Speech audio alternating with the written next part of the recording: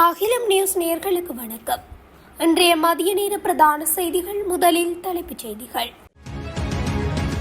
இலங்கையின் எதிர்காலத்தை நிர்மூலமாக்க உள்ள மத்திய கிழக்கு போர், ஏற்படவுள்ள பேராபத்துக்கள், அடுத்து வரும் நாட்களில் தடைப்படும் நீர் விநியோகம் பொதுமக்களுக்கு முக்கிய அறிவுறுத்தல், இலங்கையை வந்தடைய உள்ள எரிபொருள் கப்பல்கள் கையிருப்பு தொடர்பில் வெளியான அறிவிப்பு, புதிய மின் கட்டண திருத்தம் இன்று பிற்பகல் நாட்டு மக்களுக்கு வரப்போகும் செய்தி, இலங்கைக்கு அழைத்து வரப்பட்ட முக்கிய குற்ற கும்பல் உறுப்பினர், இலங்கை தேர்தல்கள் ஆணைக்குழுவின் முன்னாள் உறுப்பினருக்கு எதிராக 100 கோடி ரூபாய் இழப்பீடு வழக்கு, இலங்கையிலிருந்து சிறப்பு விமானத்தில் 100கணக்கானோர் நாடு கடத்தல், இந்தியாவிடமிருந்து மற்றும் ஒரு அவசர உதவி எரிபொருளுடன் கொழும்பு துறைமுகத்தை வந்தடைந்த கப்பல், திடீரென பாறை உயர்வை எட்டிய மசகு எண்ணெயின் விலை, இலங்கைக்கு கடத்தவிருந்த 50 லட்சம் மதிப்புள்ள பொருட்கள் பறிமுதல், 2 கைது. தொடர்பான விரிவான செய்திகள். சுமார் 1 மாத காலமாக மத்திய கிழக்கில் நடைபெற்று வரும் போரானது இலங்கை பொருளாதாரத்தின் பல துறைகளில் குறிப்பிடத்தக்க பாதகமான பொருளாதார தாக்கங்களை ஏற்படுத்தியுள்ளதாக துறைசார் நிபுணர்கள் சுட்டிக்காட்டியுள்ளனர். போர் தொடர்ந்தால் இந்த பாதகமான பொருளாதார தாக்கங்கள் மேலும் மோசமடையும் எனவும் தெரிவிக்கப்படுகிறது. மத்திய வங்கி வெளியிட்ட சமீபத்திய பணவியல் கொள்கை அறிக்கையில் மத்திய கிழக்கு பிராந்தியத்தில் மோதல் நிலைமை தொடர்ந்தால் உள்நாட்டு பொருளாதார நடவடிக்கைகளில் ஏற்படும் பாதகமான மறைமுக தாக்கங்கள் எதிர்காலத்தில் தீவிரமடையக்கூடும் என கூறப்பட்டுள்ளது. இலங்கையில் ஏற்கனவே சந்தித்து வரும் பொருளாதார தாக்கங்களில் எண்ணெய் உள்ளிட்ட எரிசக்தி விலைகளின் உயர்வு, அதன் விளைவாக விலை மட்டங்களில் ஏற்படும் உயர்வு, பணவீக்கத்தின் அதிகரிப்பு, சுற்றுலா பயணிகளின் வருகை மற்றும் சுற்றுலா வருமானத்தில் ஏற்படும் குறைவு, ஏற்றுமதி வருமானத்தில் ஏற்படும் சரிவு மற்றும் ரூபாயின் மதிப்பு வீழ்ச்சி மீதான அழுத்தம் ஆகியவை முக்கியமானவையாகும். அதற்கமைய தற்போது 1.6% உள்ள பணவீக்கம் இந்த ஆண்டின் 3ஆம் காலாண்டில் கிட்டத்தட்ட மும்மடமாகி சுமார் 5% உயர்ந்துள்ளது. மார்ச் மாத தொடக்கத்தில் இருந்து மார்ச் 22ஆம் தேதி வரையான காலப்பகுதியில் சுற்றுலா பயணிகளின் வருகை சுமார் 17.4% குறைந்துள்ளது. மார்ச் மாத தொடக்கத்தில் இருந்து மார்ச் 25ஆம் தேதி வரையான காலப்பகுதியில் அமெரிக்க டாலருக்கு எதிராக இலங்கை ரூபாவின் மதிப்பு 1.6% சரிந்துள்ளது. மேலும் விலை உயர்வுகளின் மூலம் பெரும்பான்மையான மக்களின் வாழ்க்கை செலவும் மேலும் அதிகரித்துள்ளது. இந்த மோதல் நிறைந்த சூழலானது இலங்கையின் வெளித்துறையின், குறிப்பாக எரிசக்தி, சுற்றுலா, வர்த்தகம் மற்றும் வெளிநாட்டில் இருந்து அனுப்பப்படும் பணம் ஆகியவற்றின் எதிர்கால கண்ணோட்டத்தை பாதிக்கும் அபாயம் உள்ளதாகவும் இலங்கை மத்திய வங்கியின் அறிக்கை குறிப்பிடுகிறது. நாட்டில் நிலவும் வறட்சியான வானிலை காரணமாக அடுத்து வரும் 2 முதல் 3 வாரங்களுக்கு நீர்வெட்டு நடைமுறைப்படுத்தப்படும் என அறிவிக்கப்பட்டுள்ளது. அதன்படி ஒரு நாளைக்கு சில மணி நேரங்களுக்கு மட்டுமே நீர் விநியோகம் தடைப்படும் என்றும் தேசிய நீர்வளங்கள் மற்றும் வடிகாலமைப்பு சபை தலைவர் சந்தன பண்டார தெரிவித்துள்ளார்.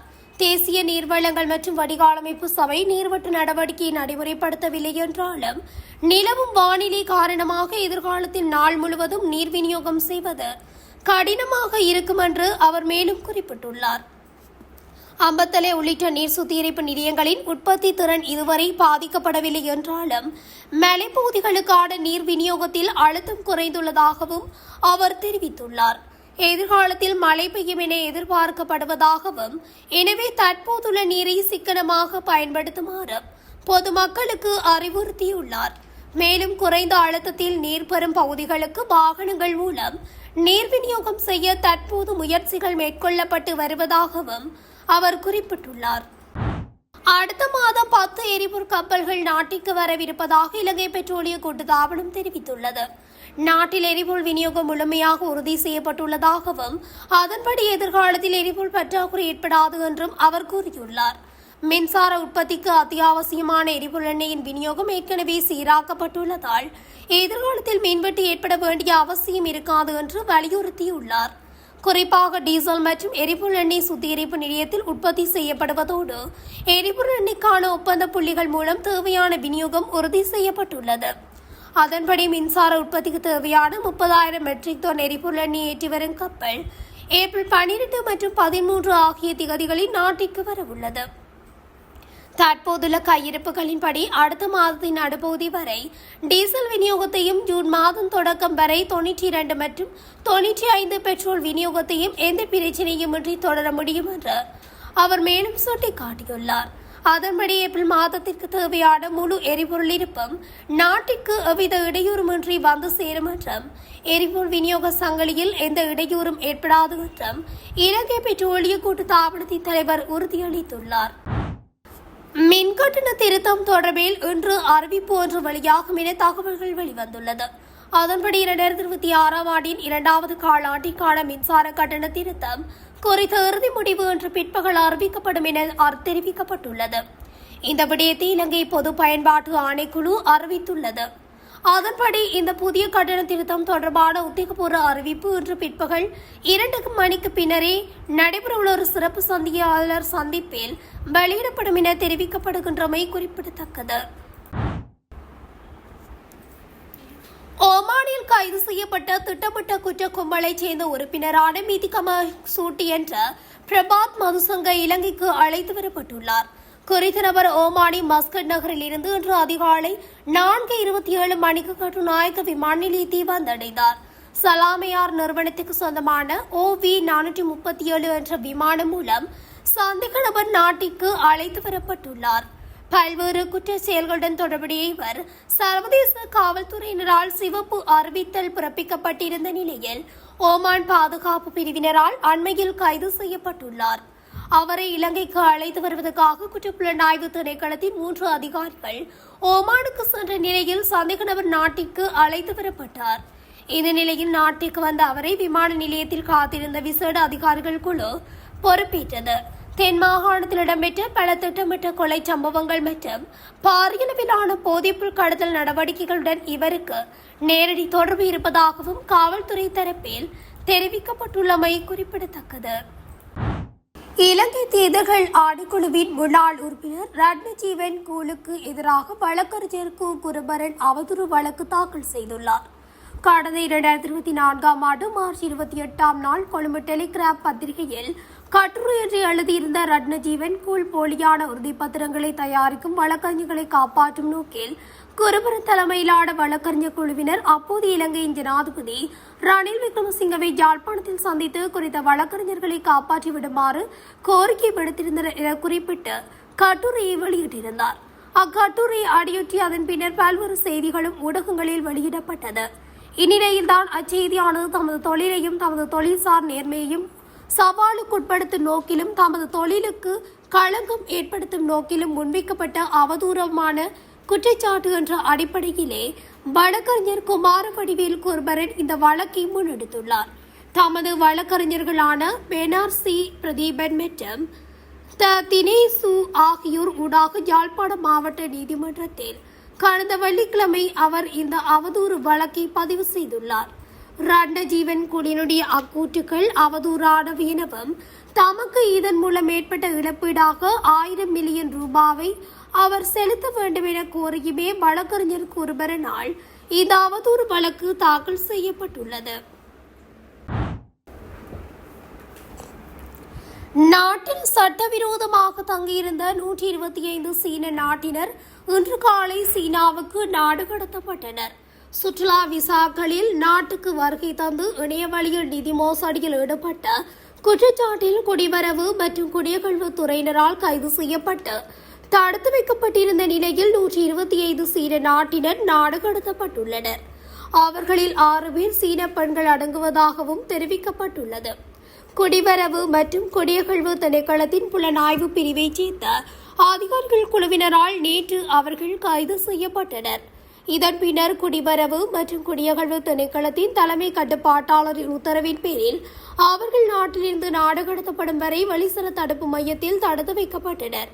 இலங்கையில் உள்ள சீன தூதரகம் மூலம் இதுகுறித்து நாட்டுக்கு தகவல் தெரிவிக்கப்பட்டதை தொடர்ந்து அந்த குழுவினரை அழைத்து செல்வதற்காக கட்டுநாயக்க விமான நிலையத்துக்கு ஒரு சிறப்பு விமானம் அனுப்பப்பட்டது. அதே விமானத்தில் அந்நாட்டைச் சேர்ந்த மருத்துவர்கள் குழுவும் குடிவரவு மற்றும் குடியகழ்வு திணைக்கள அதிகாரிகள் குழுவும் கட்டுநாயக்க விமான நிலையத்துக்கு வந்தடைந்ததாக தெரிவிக்கப்படுகின்றது. இந்திய அரசின் விசேட ஒத்துழைப்புடன் இந்திய எண்ணெய் நிறுவனத்துக்கு சொந்தமான பாரிய எரிபொருள் கப்பல் கொழும்பு துறைமுகத்தை வந்தடைந்துள்ளது. ஞாயிற்றுக்கிழமை பிற்பகல் 1:30 மணியளவில் ஹரி ஆனந்த் என்ற எரிபொருள் கப்பல் கொழும்பு துறைமுகத்தை வந்தடைந்தது என்று துறைமுகம் மற்றும் சிவில் விமான சேவைகள் அமைச்சர் உறுதிப்படுத்தியுள்ளது. இந்த கப்பலில் 18,000 metric ton diesel, 18,000 metric ton 92 ரக பெட்ரோல் என மொத்தம் 36,000 மெட்ரிக் டன் எரிபொருள் கொண்டுவரப்பட்டுள்ளது. இலங்கை மற்றும் இந்தியாவுக்கு இடையிலான உயர்மட்ட ராஜதந்திர தொடர்புகளின் பலனாக லங்காயூசி நிறுவனத்துக்கு இந்த எரிபொருளை வழங்குவதற்கு இந்திய எண்ணெய் நிறுவனம் தீர்மானித்துள்ளது. எதிர்வரும் ஒரு மாத காலத்துக்குள் வெவ்வேறு நாடுகளிலிருந்து மேலும் 10 எரிபொருள் கப்பல்கள் இலங்கையை வந்தடைய உள்ளன என்று தெரிவிக்கப்பட்டுள்ளது. இதன் மூலம் நாட்டில் தட்டுப்பாடின்றி எரிபொருள் விநியோகத்தை முன்னெடுக்க முடியும் என எதிர்பார்க்கப்படுகின்றது. தற்போதுள்ள டீசல் கையிருப்பு ஏப்ரல் மாதம் நடுப்பகுதி வரை போதுமானது என்று இலங்கை பெட்ரோலிய கூட்டுத்தாபனம் தெரிவித்துள்ளது. அத்துடன் ஜூன் மாதம் வரை விநியோகத்தை உறுதிப்படுத்தும் வகையில் போதிய அளவு பெட்ரோல் கையிருப்பு இருப்பதாகவும் கூட்டுத்தாபனம் மேலும் சுட்டிக்காட்டியுள்ளது. மத்திய கிழக்கில் போர் தீவிரமடைந்துள்ள நிலையில் ஆசிய சந்தைகள் திறக்கப்பட்டவுடன் மசகு எண்ணெயின் விலை பாரிய உயர்வை சந்தித்துள்ளது. இதனால் உலகளாவிய எரிபொருள் விநியோகத்தில் பெரும் நெருக்கடி ஏற்படும் என அஞ்சப்படுகிறது. கிடுகிடுவென உயரும் பிரண்ட் கச்சா எண்ணெய் இன்று காலை ஆசிய வர்த்தக நேரத்தின்படி பிரண்ட் கச்சா எண்ணெயின் விலை ஒரு பேரலுக்கு 115.84 அமெரிக்க டாலராக உயர்ந்துள்ளது. இது முன்னைய விலையை விட 2.9% அதிகரிப்பாகும். போர் ஏற்படுத்திய தாக்கம் ஈரான் மீது அமெரிக்கா மற்றும் இஸ்ரேல் தாக்குதல் நடத்துவதற்கு முன்னதாக, அதாவது பிப்ரவரி 28ஆம் தேதிக்கு முன் ஒரு பீப்பாய் மசகு எண்ணெய் வரும் $72 காணப்பட்டது.